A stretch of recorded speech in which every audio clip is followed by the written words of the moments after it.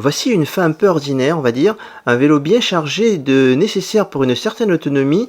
Elle est en voyage cycliste, à la force de son corps et à la force de ses jambes surtout, une expérience que peu de femmes entreprendraient, mais Evelyne Terrejol parcourt des routes françaises, les cheveux sous son casque et le vent sur son visage.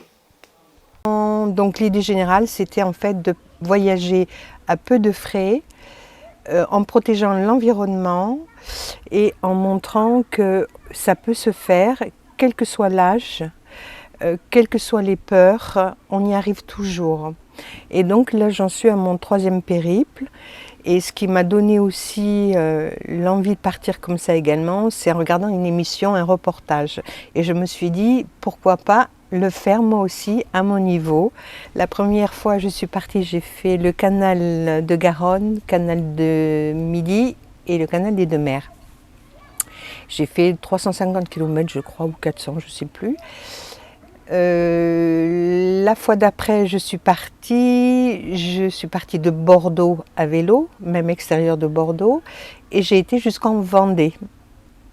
Donc je suis passée par toute la côte atlantique en passant par Méché, Royan. Royan, après je suis allée à Rochefort, l'île d'Oléron, enfin voilà, La Rochelle, enfin voilà, 600 km à peu près, même sûrement. Et là aujourd'hui, enfin je suis partie mercredi matin de Bordeaux et en train jusqu'à Paris. Et depuis Paris, eh bien, je pédale.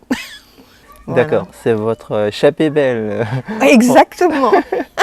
C'est tout à fait ça. Ouais.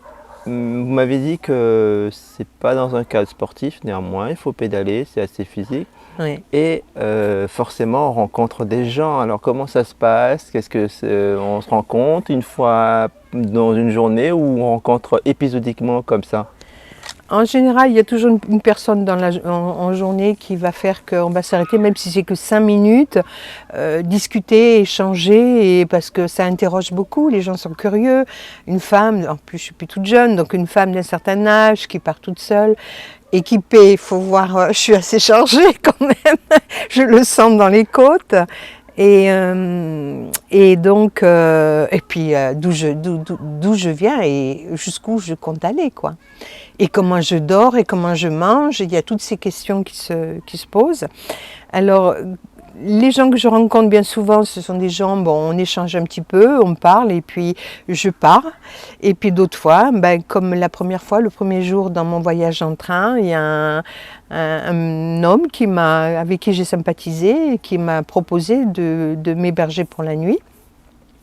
Donc ça a été génial, c'était au bord de la Seine, enfin il y a plein de petits moments comme ça super beaux. Il y a eu d'autres moments aussi. Aujourd'hui j'ai une certaine personne qui est en train de m'interviewer et qui m'a invité à manger.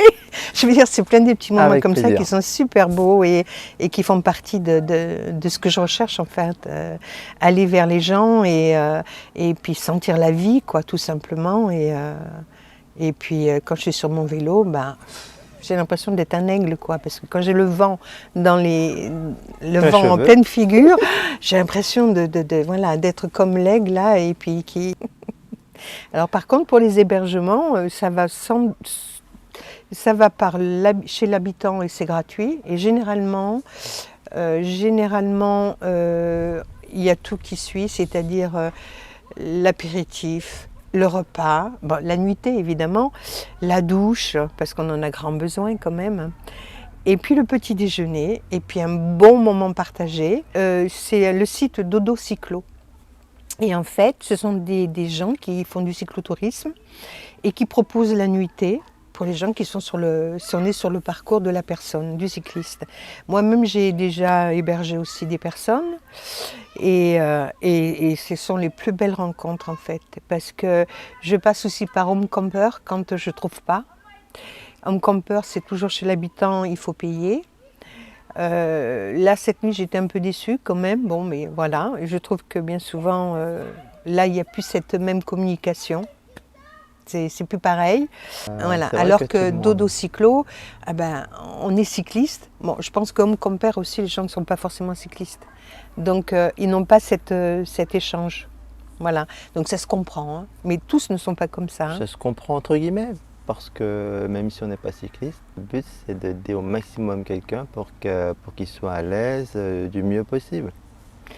Oui, mais l'accueil, l'hospitalité, tout le monde ne l'a pas, le sens de C'est l'hospitalité. vrai, c'est vrai, c'est Voilà.